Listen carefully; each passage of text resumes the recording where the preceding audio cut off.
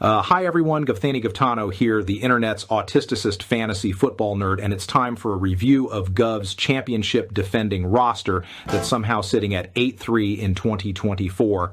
And look, being in first place doesn't excuse what we're about to dissect here. Let me be absolutely transparent. This roster is the most confusing success story I've ever reviewed. Let's break this down player by player, starting with the quarterback situation. Jayden Daniels. Look, I'm not going to pretend this wasn't a desperation play after Gov's early season QB struggles. Yes, he's got that nice 68% completion rate, but he's basically stopped running the ball entirely, 23 yards in 2 weeks. That's not what you want from your supposed dual threat QB.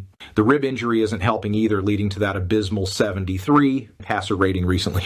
And having Brock turnover machine Purdy as the backup was 6 interceptions in 5 games. You'd think a defending champion would know better.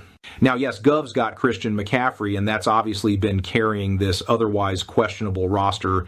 But even CMC is showing some concerning signs. 39 rushing yards on 13 carries, 0 yards per carry. The efficiency just isn't there right now.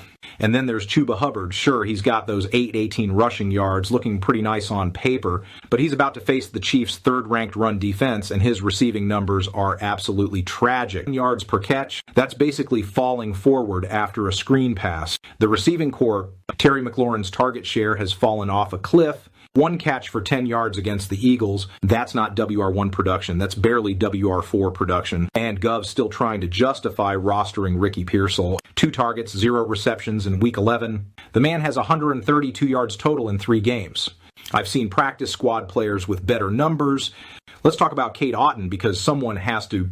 Yes, he had that nice 3-game stretch with 25 receptions, but with Mike Evans coming back, he's about to have the target share of a backup long snapper.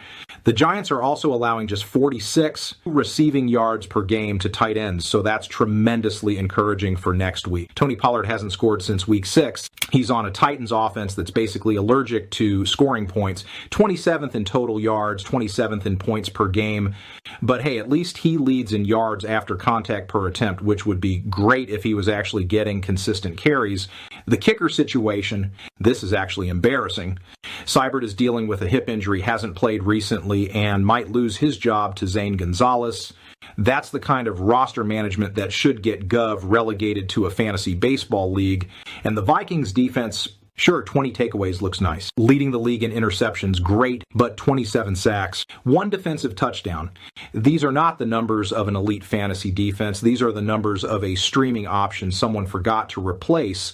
The fact that this roster is 8-3 and leading the league is perhaps the greatest indictment of fantasy football as a concept I've ever seen.